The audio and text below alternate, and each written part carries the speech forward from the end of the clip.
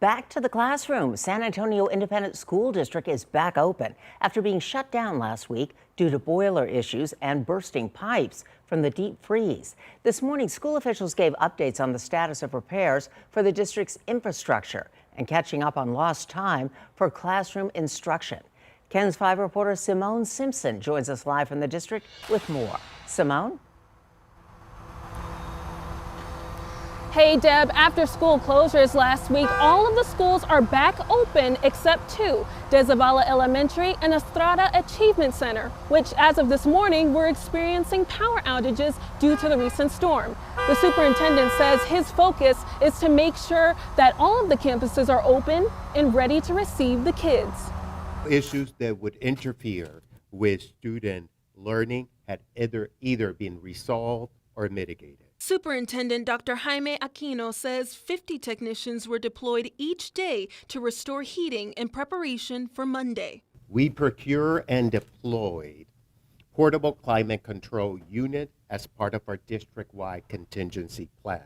1,100 climate control units were deployed to different campuses as part of a contingency plan, so they would be warm or cool enough to support students.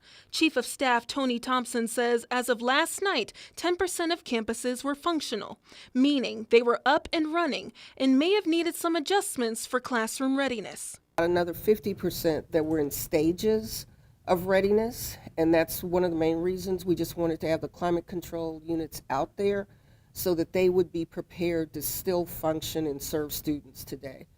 And then last night, about 27%, still had some issues, to include boiler issues, and even that number has decreased today.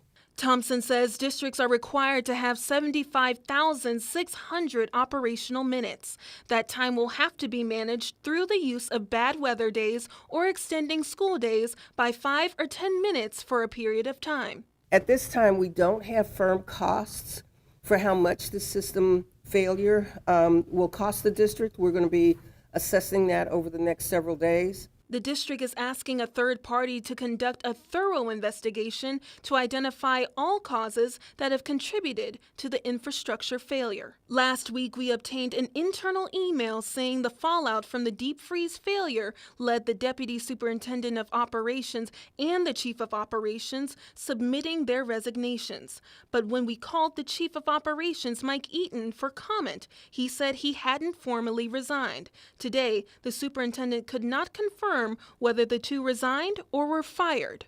Our campuses have different schedules, so that analysis is happening for each particular campus. And as soon as we have that information available, we will share that with families and with staff.